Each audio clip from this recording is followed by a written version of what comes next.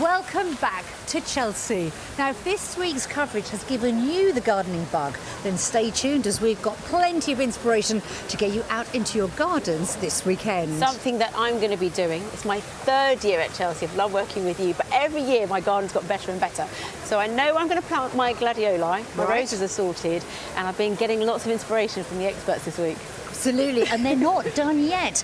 Toby, what have you got in store for us today? Nikki, Angelica, I'm going to be discovering why giving an apple tree like this the espalier treatment is the perfect way of growing fruit, even in the smallest of gardens. Excellent, and with only 1 week to go to the Platinum Jubilee, Florist to the Stars, Simon Lycett will be giving me a masterclass in creating a table display for an elegant floral flourish to your street party. And I'll be chatting to Misha Paris, soul singer, songwriter and EastEnders star, about her passion for lilies and her gardening inspiration. It's going to be a busy day here at RHS Chelsea Flower Show 2022, an event supported by the Newt in Somerset. So, let's crack on. First up, Frances with the last of her summer stunners.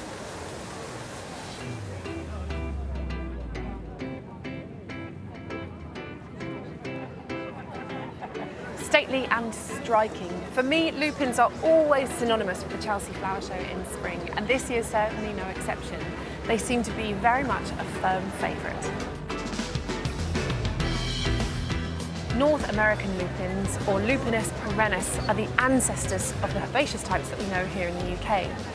In the 19th century, plant hunter David Douglas, who's better known for the Douglas fir, brought over more than 20 types of lupin. And so began years of breeding work, striving to achieve stronger lupins, more impressive flowers in a rainbow of bright colours. He finally achieved it, of course, and brought them here to the Chelsea Flower Show for the first time in the 1930s. Lupins add structure and height, and they create a lovely effect of low spires. They look particularly nice with billowing things like honesty, or other spires like foxgloves that come out at a similar time. You can soften them with more foliage heavy planting if you want to, but they grow best in full sun, but can cope with partial shade as well. The Russell lupins remained popular right through the middle of the 19th century. But sadly, over the years, the quality of the original strains decreased and they became less widely seen and loved than they had once been. They don't come true from seeds. If you want to propagate more of them and increase their vigour, you need to either divide them in the spring or take basal cuttings right from the shoots at the ground in February. It's completely beautiful, and this bee here agrees with me.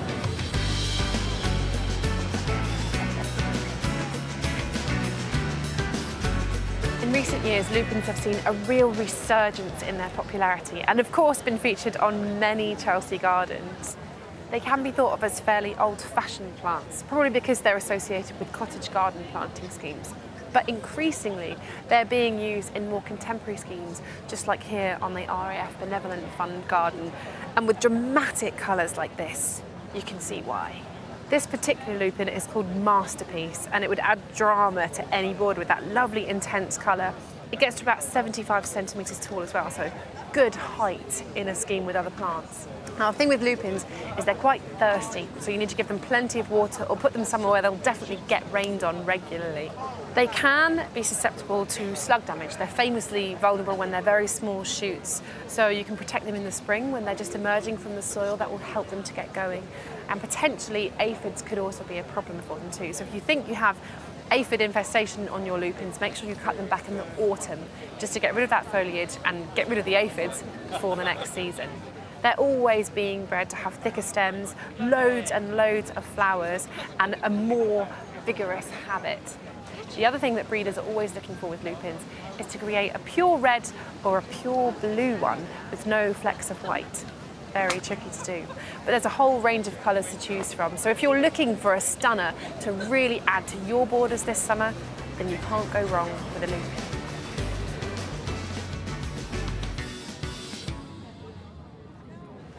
It's time for the last of our garden spotlights of the week, where we meet the designers behind the gardens for a bit of a Q&A. Today, I'm on the Bruin Dolphin Garden with designer Paul Harvey Brooks.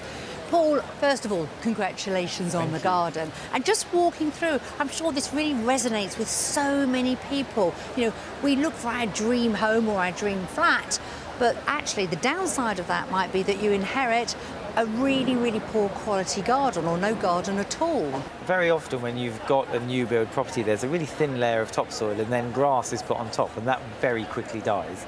And I think gardeners are then left with a real disappointment because they want to make a garden, as you say, but they don't really know what the plants are they should be using, and often they buy the wrong plant and that also dies, and they just get disillusioned, whereas this garden is really about showing you pioneer species and other plants that you can use to really nourish the soil and get to a point where you can garden and make a really biodiverse space. So you mentioned pioneer plants. I mean, I'm thinking a lot of brownfield sites, the soil is of poor quality. What will those plants do? So things like buddleia are a typical pioneer species, and you see them on lots of abandoned sites, and what they're actually doing is opening up the soil, replenishing the structure of the soil and encouraging other plants to colonise through them. So you end up then with things like verbascum, which are really organic matter rich, and they begin to make that new layer of soil which allows, you know, just colonising growth. Because perhaps you've had your property for quite a while and very close to you a massive tower block or new flats have been built. That's going to have an effect, isn't it, on the wildlife all around you? Yeah. So we've got to be quite savvy about this and try and do as much as we can within our own gardens as well. Yeah, absolutely. I mean, one of the things we're trying to demonstrate here, for argument's sake, is there are shrubs and trees which will absorb CO2 much faster than others. And as you say, in a town or a city, that's really crucial to air quality. And particularly in those big blocks where there's high-rise development, those balconies could be like a living lung if we choose the right plant. So, wherever you're living, we can all do a little bit of research on social media, have a look and think about it before you start putting in seeds or buying new plants. Absolutely, and if you do that, not only will you have a great space that you love, but you'll be kind of just like helping to nurture the living planet, really. Absolutely. Thank you, Paul, for sharing your garden with us today. The Chelsea Flower Show is unique in so many ways, so it's only right that we sent Chris Bavin into the showground to seek out those things you'll find only at Chelsea.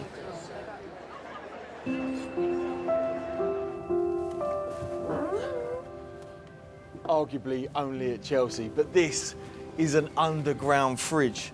So the designer got the idea from a trip to Ukraine where underground food storage units are very, very common. It requires no energy or electricity to run, bar a little light. Great for the environment. Anyway, if you'll excuse me, I'm off to pickle some veg.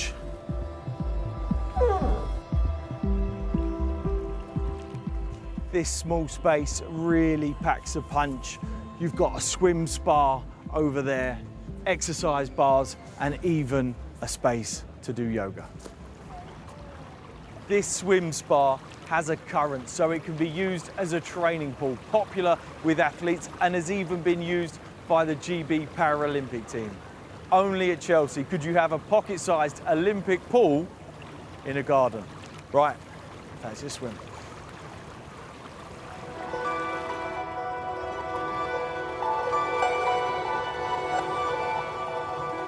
This sculpture is made entirely of ice. In fact, it's made from 15 tons of ice, and some of the blocks are up to 1 metre in diameter. Inside the sculpture is a cache of seeds, including these ones from Stylene Stenophylla, and this is to represent the seeds found in the melting Arctic permafrost.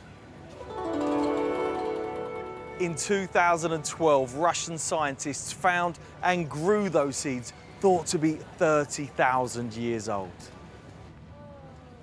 This garden was completed from start to finish in a very cool 48 hours.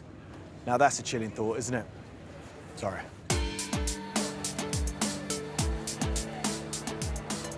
Only at Chelsea. John, how many chrysanthemums does it take to win gold? Well, on this case, this display, it took 10,000 stems of chrysanthemums to do our display.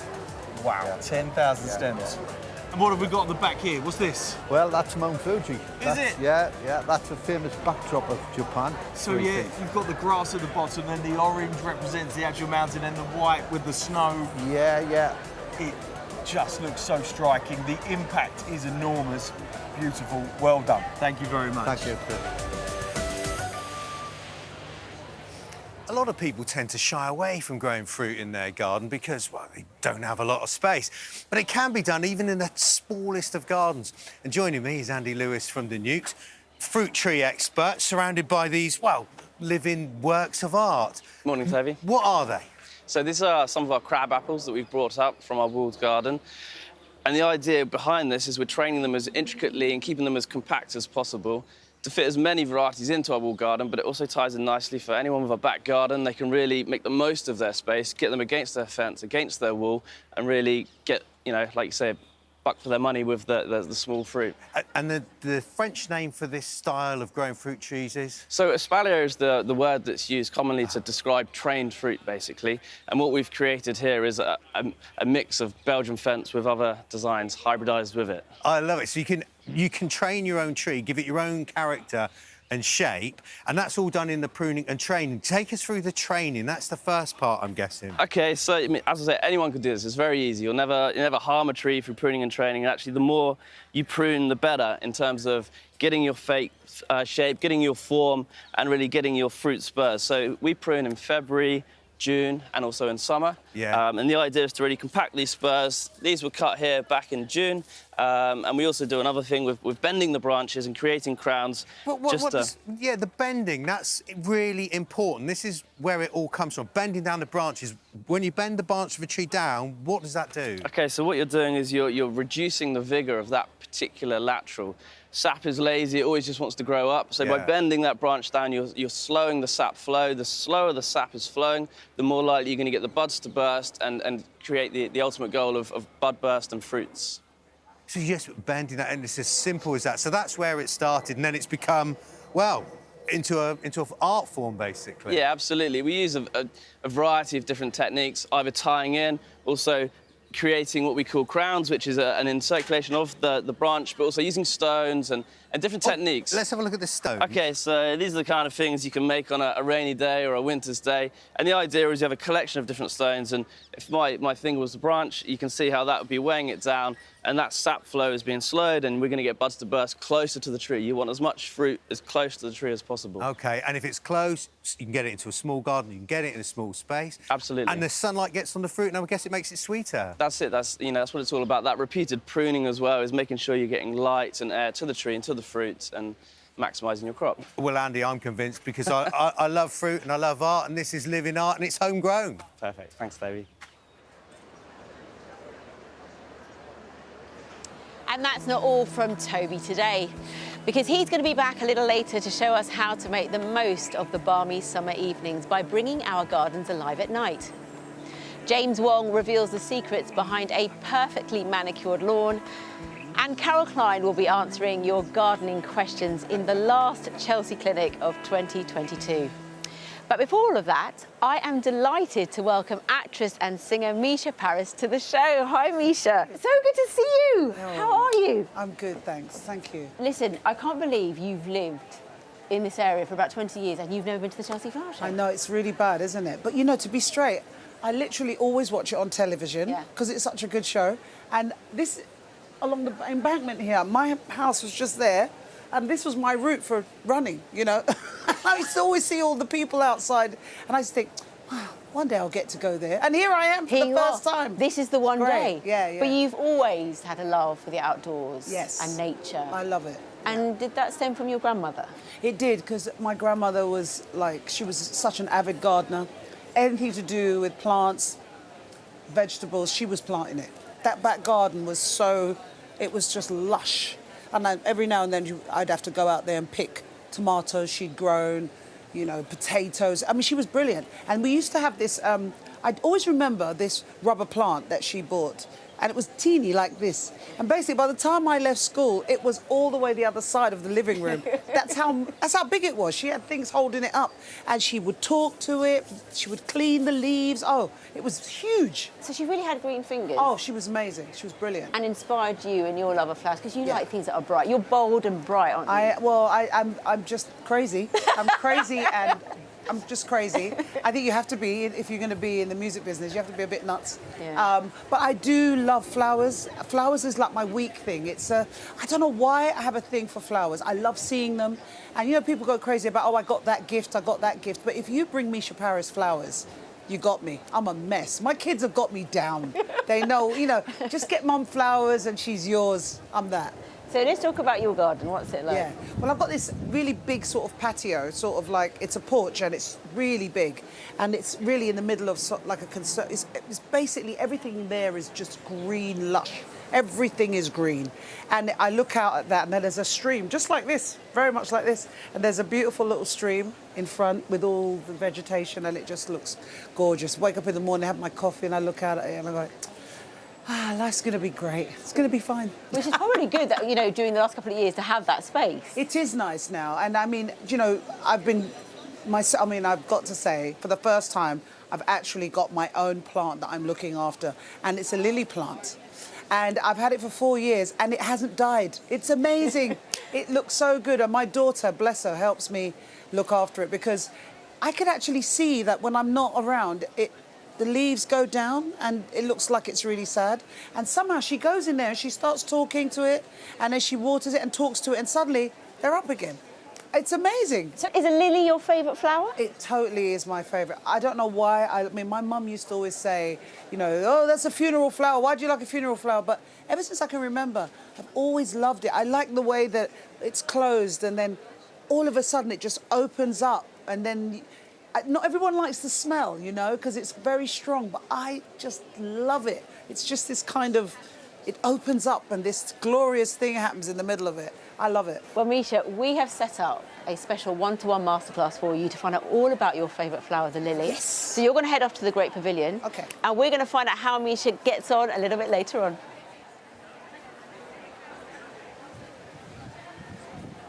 With just a week to go to the Platinum Jubilee, we've been getting in the party spirit all week.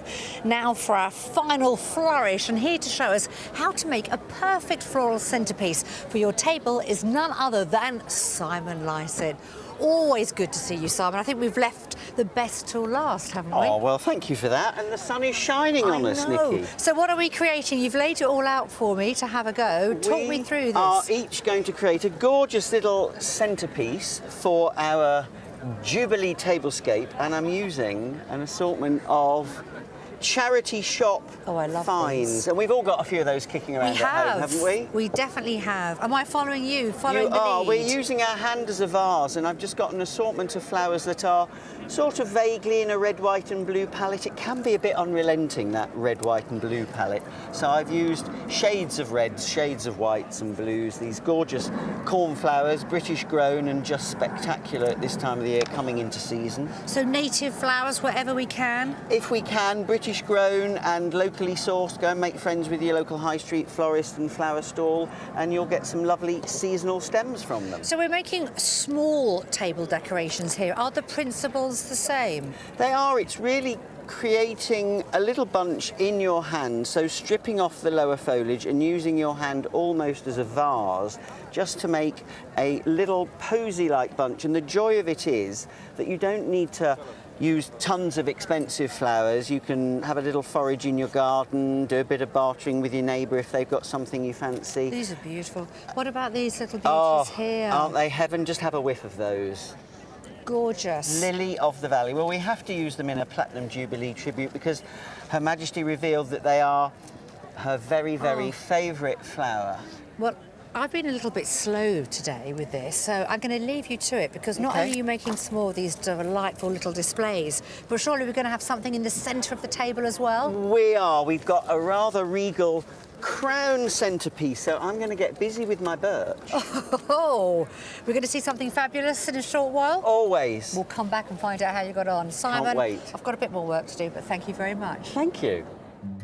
To create your own gorgeous Jubilee centrepiece floral crown, you're going to need to get hold of some flexible branches. This is birch that I'm using, and I'm going to be securing it using this, which is a reel of wire. So I'm going to gather a couple of stems together, and then we need to just start and form this into a bit of a circle. So you keep repeating, creating those rings, and you'll probably need about between 10 and 15 stems bent round to form this lovely regal nest that's going to be the base for our centrepiece. We're going to find some of the most flexible stems, gather them together, and we need to create 4 of these to form the gorgeous regal bridges. So now our crown is fit for a queen. So we're going to sit our crown upon its saucer, and I have these beautiful little campanula plants. I've got an assortment of really lovely, vaguely red, white and blue shaded flowers. So we're just going to entwine this around to hide some of our little wires. Tuck these in around the base. You can scale it up or down using smaller or larger branches and blooms to create your own gorgeous Jubilee centrepiece crown.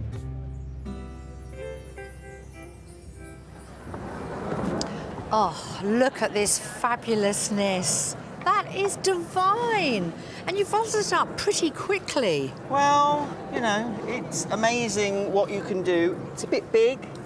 I've been generous and over the top, but you can scale it up, scale it down, however you fancy. So this is for a tablescape. What is a tablescape? So it's a carefully curated collection. So we have all our gorgeous commemorative china that we've created our arrangements in, that we're just going to add along the table. And you've got some little platinum treats to add in. There we are, so these are just a little sparkly bud vase, adding a little bit of height that we can just sneak in amongst our tablescape. I think this does Her Majesty proud, as ever. You are a marvel. Can you just make sure mine's near the front, please? Always. You know how it is. But what a celebration next week's going to be, and the whole weekend. Yes. We can do this on a smaller scale or on a grander one. Yep. Simon, as ever, thank you so much. You are so talented. I know you're going to be very busy next weekend celebrating, but this is just wonderful. Thank you. Now, over to James with the last of his botanical insights into the hidden secrets behind the familiar beauty in our gardens. Gardens have such a tranquil effect on us that it can be really easy to forget that there is an epic battle for survival going on right under our noses as plants wage war against the herbivores that threaten their existence. And they can do so in some really surprising ways. Rooted to the spot, their opportunities for escape are limited.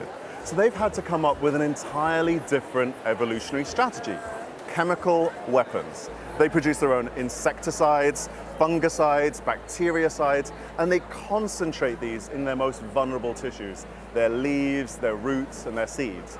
And if that sounds unsavory to you, then you really don't want to have a look at your herb and spice rack, because essentially all of those flavor chemicals originally are there as defense compounds. It's just that while they may be toxic to tiny bacteria and insects, in our much larger bodies, they ironically give us health benefits. So for example, most herbs come from rugged regions like the Mediterranean, and they will produce more defense compounds when they're slightly stressed, when you replicate their native habitat.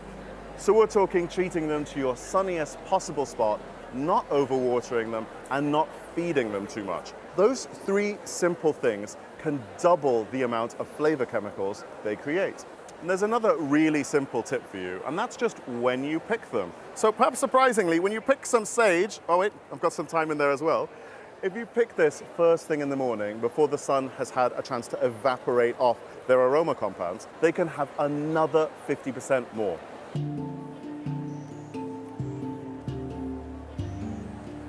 Don't have a sunny spot? Well, you don't have to worry. There are 2 options for you.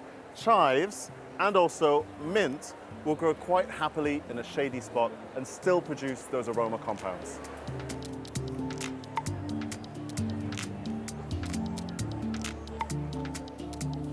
Some plants have an even more ingenious strategy.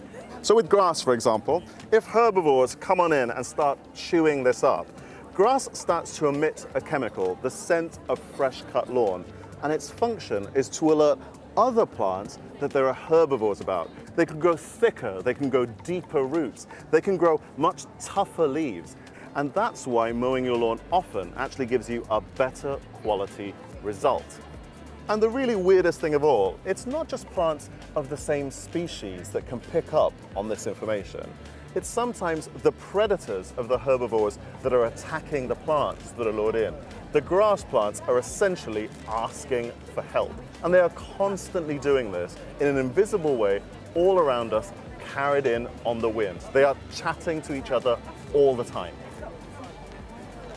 Now, everyone loves a beautifully clipped lawn that you can just stretch out on in the summer. But setting aside part of it for nature not only is great for biodiversity, but can look absolutely beautiful as well. In fact, the RHS has a whole campaign on called No Mow May, but there's no reason why you can't stretch that on into June.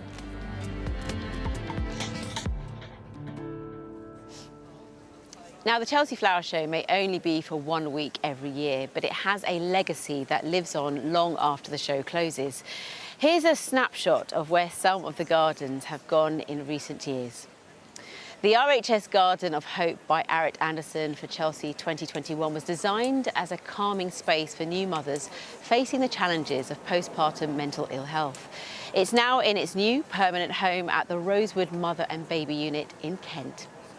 Then there was the Donkeys Matter Garden, which was designed in honour of the Donkey Sanctuary's 50th anniversary in 2019, and now has pride of place at the Charity Sanctuary in Sidmouth, Devon, where it's free for anyone to visit. And then the NHS Tribute Garden, designed to celebrate the work of all the staff who worked tirelessly to fight the COVID pandemic. It's soon to be an oasis for the patients and visitors at Wexham Park Hospital in Slough. It really is important that people can benefit from the gardens for years to come. Well, I'm now on the Alderhay Garden, which is going to be relocated to Alderhay Children's Hospital in Liverpool. And it's been designed by Howard and Hugh Miller. And Howard is joining me now. It's a beautiful garden. Thank you so much. So let's talk about the people who are going to benefit it once it's been moved. We're moving it to Alderhay Children's Hospital's brand new centre for children's mental health. It's a two-part building. It's partly to benefit the community, and then there's also a specialist inpatient part of the building which will act as a home from home for children who need care in hospital. So let's talk a bit about how you're going to relocate it and also the changes you'll have to make for it to fit in that space. The space that they have is a kind of long, thin space, and this is a kind of rectangular plot. They've also got a lot more space, so what we're going to do is we're going to spread it out and kind of weave it along the kind of pathways that lead to the entrance of the building. I think it should be really hopeful because these trees have got something going on all season. They're in blossom in the spring, which really cheers people up. Yeah. In the autumn, they're going to have a load of fruit on them, so there'll be something to kind of pick and eat. So quite tangible and... Yeah, it's something really for all the senses, and that's what mental health is kind of, mental well-being is all about. So there's 5 kind of easy steps of things like do something physically active, learn something new, connect with people. Yeah. And everything that children love as be well. Be in the moment, exactly. Yeah. And if you're foraging, you're doing that without thinking about it. So it's a really light touch way of kind of both talking about that issue and also addressing those issues and kind of self-treating your mental health. Thank you, Howard. I know lots of children will benefit from your garden for years to come. Over now to Toby Buckland, who's going to show us how to create a bit of Chelsea magic in our gardens at home and make the most of outdoor living in the summer evenings.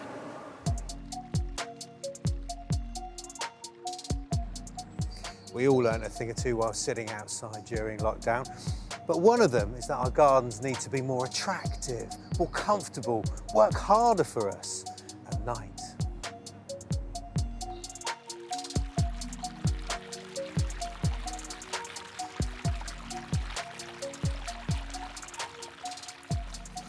When choosing flowers for your nighttime garden, there is only one colour, and that's white. Now, during sunny days, white flowers can start to look washed out, but as the sun sets, well, they take on an ethereal glow. Many white flowers are also scented. In this garden, there's lilac, Japanese iris, and this lovely thing.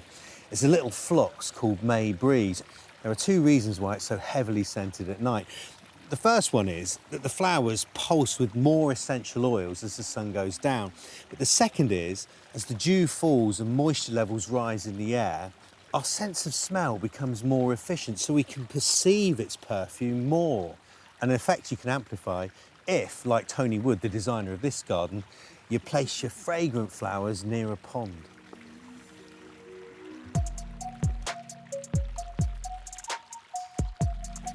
Being comfortable and cosy when you're out in your garden, well, it's a must. And you can go a long way to achieving that by paying attention to the points of the compass, the aspect of your garden, which way it faces, and good garden design. Now, this is the Mine Garden designed by Andy Sturgeon, and it's defined by these shell-shaped concrete walls that wrap around the borders and the seating areas. Well, when you take a perch, they effectively cosset you. Now, Andy's design is a one-off, but you can replicate the principle in any garden, particularly if you have west-facing fences, or even better, a brick wall. Because what they do is they catch the heat of the sun from the afternoon, and the heat in those structures then radiates out from the bricks, keeping you nice and warm. In winter, that effect will keep tender plants alive through the colder months, but on those summer sultry evenings when you're sitting out, it'll keep you toasty too.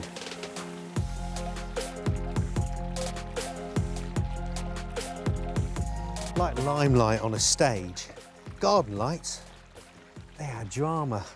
I'm back at Joe Perkins' Meta Garden. It's got great examples of different types of lights, and there are two types in design terms. There's ornamental lighting, like this little strip that runs along the stream edge. Other ornamental lights include the one in the bottom of the pond and the uplights on the trees. And then there's the functional lights. In the corner of every one of the stanchions that leads up to the top of this timber dome is an uplight, but the source of the light is hidden behind foliage, so it's not blinding. Now, I don't know about in your street, but in mine, there's not many of these domes. However, you can copy this effect so simply by using P lights and string them up inside a parasol or a tree in your garden, and the effect is exactly the same. Now, if you're having a soiree and the conversation dries up, what about this? I love this feature. It's not something you could copy, is it? But every garden should have one.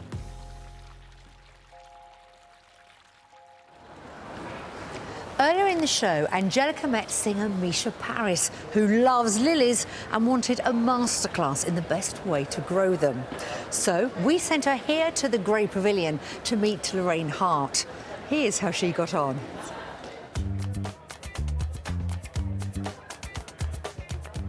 Lorraine, Yes. you are, I've heard, the queen of lilies. Yes, and the Queen of Lilies met the Queen of England the other day as well. Very nice. Absolutely. How was that? Best minute of my life. Well, I say that, but my son and daughter said that wasn't very kind.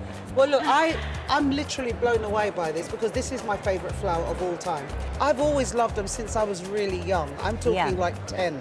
Yes. And when I was a kid, I didn't see all these different variations of it. I've never seen double. These are called rose lilies. Yeah. And they're double varieties. Now this, they don't I have to any tell you, stamen. my normal lily that I love is down there. You like the oracle, the white. Oracle, yeah, that's the one I know. That's a lovely white lily, but Yeah. it's also a very, very tall lily. That's probably why I like it. That's because why you look like at me, it. But 5'10", it's all happening. There you go. Yeah. So But you can, at least you can smell them. that's right. They're always at my level. A lot of people don't like the smell of it, right? No, a lot of people, when they come into the marquee, they'll say, oh, lilies, but then others say, oh, that's absolute heaven. But there's plenty to choose from. If you don't like the perfume, you can have Asiatic lilies, Right. which are like these.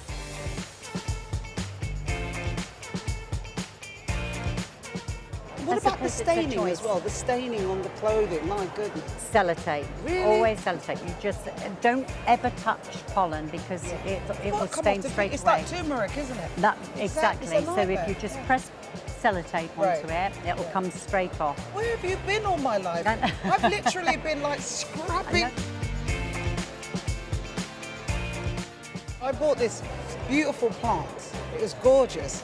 Big, beautiful green leaves. I've had that plant now for 4 years. Oh, well, that's really good. Yeah. You're keeping it going, cutting the Yeah. heads off and my letting the daughter, stem. I've got to be honest, I'm on tour all the time, but my daughter helps me look after it.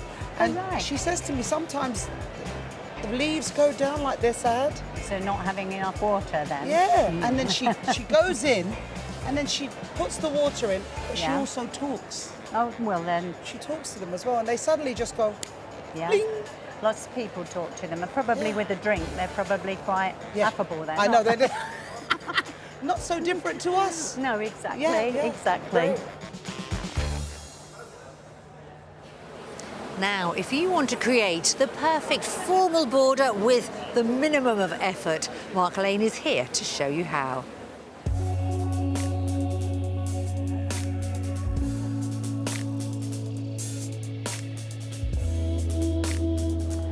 Formal gardens are geometrical, symmetrical and impeccable. It's about that lovely repetition with that real ease and that lovely, low, simple colour palette. But what's really important is that these originated from Persia, and then we see them in French parterres and also in Renaissance gardens all the way through to modern gardens like this. Any formal garden has to have a water feature, and here is this beautiful long rill that leads your eye right down to a focal point. And of course behind me I've got a lovely green hedge, and what that does, it really shows off this simple planting by keeping the planting palette really down to about 2 colours, white and purple. It gives you that elegant look. But remember, you don't have to have a huge garden like this to create that grand feeling in your own space. And I'm going to go and show you how to do it yourself.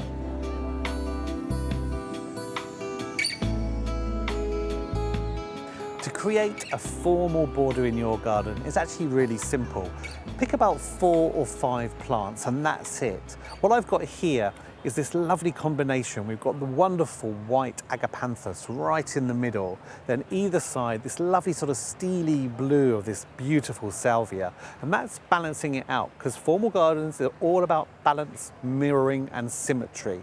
Then on this side I've got a lovely topiarized box cone, and I'm going to put another one in on this side as well, and that will just balance it out even more. And what you want to do, you want to create depth to your borders. Now we've got the beautiful white agapanthus, but just to change that slightly, I'm going to put this beautiful white peony in. So the wonderful thing is that peonies are going to be out in flower really before the agapanthus. So you get this lovely continuation of the white all the way throughout the summer. So I'm just going to put one there, and then to mirror again, to match it on the other side, I'm going to put another white peony. So we'll put this one in on this side as well. But now we need something in the middle. And again, keeping it simple. What I'm going to do, we've got the 2 salvias at the front. I'm going to put 1 salvia in the middle, and you'll suddenly see that the whole scheme comes together.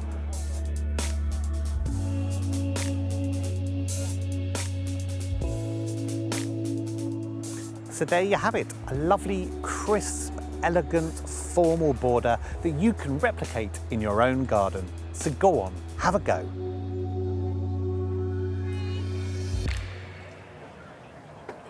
It's nearly the end of the show and the end of Chelsea 2022 for myself and Angelica. But before we go, it's time for our last Chelsea clinic of the year. And joining us today, drum roll please everybody. Yay! It's none other than Carol Clark. Hey! They were a little late, but we got there in the end, didn't we? Carol, it's so good for you to join us. Have you had a good Chelsea? You're going to relax now? Absolute brilliant Chelsea. I'm just dying to get home and get into my own garden though. Oh, you really? Well, it's so inspiring, isn't it? It is. But before we let you go, we're going to start off with some questions, aren't we, with the clinic, Angelica? We are, and I've got the lovely John here, who is from Toronto, but you've been here 28 years. But tell them what happened to your own. I lost a fight with an ornamental grass. Right. But what's your question? Carol, what is your favourite plant, but the one that frustrates you the most? The one that can't grow. It's probably Rhamnea coulteri. It's the Californian tree poppy. These huge white tissue paper flowers. And my garden isn't really dry enough for it, but I once nearly lost a class full of schoolboys on the Isle of Wight because I was entranced by this plant. We were on the school trip, and when I turned around, they'd all gone. Well, we're not going to let you go because we've got some more here. Marcia Strata on social media says, do I feed my roses after they flower or when they're in bud? Feed them all the time, really. Really? Apart from the winter, when they're dormant. but as soon as they start putting on leaf, very dilute liquid feed, probably organic seaweed is really brilliant, and then keep feeding them every couple of weeks. And you can use it both as a drench at the roots, but also as a foliar feed. So it'll help with both leaves, flowers and root growth. Lovely. Thank you. Angelica. This is Olivia. Hi, Carol. Hiya. We've got an area in our garden that's in full shade and also has clay soil. I was just wondering whether you have any plants you would recommend for this sort of situation. Yeah, loads and loads, because I've got lots of shady but fairly solid places too. So things like epimediums, which are the classic shade plant. Obvious things like hostas, astrantias, absolutely love heavy soil. Lots of organic matter when you're planting them, that's the important thing. And water them really well. Okay, thank you very much. Pleasure. Deirdre Jordan's been in touch. She says some advice on the best moon garden plants to liven up the garden after dark. Is that what they're called? Moon garden? Well, it's a way of thinking of them, just plants you can look at in the evening. I mean, I call them commuter plants because by the time you get home from work, it's already going dark. So lots of the things that flower late in the evening and open up then, very heavily scented because they're pollinated by moths, and nearly all of them have pale colours too. So things like sweet rocket, masses of it in the show here, and phlox is a really good one too. Good ones to have. Mark Wrigley says they've got a magnolia that's 4 years old. It grows well and has an abundance of leaves, but it never flowers, Carol. They've tried everything, special soil, the whole lot, and feed, but they can't get any flowers. Please, can you help? Yeah, it's growing well and it's only 4 years old. Give it a chance. Sometimes magnolias won't flower until they're 8 or 9. It depends a bit which one it is. If it's stellata, the starry magnolia, you'd probably get flowers in the next couple of years. But just be patient and then enjoy its beautiful foliage. Well, we've certainly enjoyed, haven't we, this week? What's been your highlight then, Carol? Yeah. Oh, I don't know. Ice cream. We bought Carol an ice cream just before. Yes, we did. We spoiled you, didn't we? I think for me, it's the smaller gardens and also house plants. Yeah. Getting really obsessed with house plants. And also, when you say about the balconies, it's about people, doesn't matter what space you've got, that you can still make them beautiful and you can still create your own little heaven, isn't it? Yeah, or the Manchester balcony garden, just out of this world, Brilliant. It's just been so lovely to be back here embracing all this beauty. And there's a real vibe down here as well, isn't there? There really is. Thankfully, we're back. Yes. Yeah. And it's Back just with going to get better and better. Absolutely. That's right. Still I smiling. love that positivity. Anyway, sadly, we're out of time, and that's it from Nikki and I for Chelsea 2022. Thank you very much, Carol. Carol will be back on BBC Two later, won't you, Carol? But I hope before so. that, Sophie and Joel will be revealing the results of the BBC RHS People's Choice Award on BBC One at 7:30. And they'll also be joined by Mary Berry and Adjoa Addo, Bridgerton's Lady Danbury. And then Monty and Joe will be back on BBC Two at 8 o'clock when Monty will be talking to rock legend and lead singer with Texas, Charlene Spiteri, about her passion for gardening. Thank you for joining us this week. Have a great summer and keep on gardening. Till next time, Bye. Bye.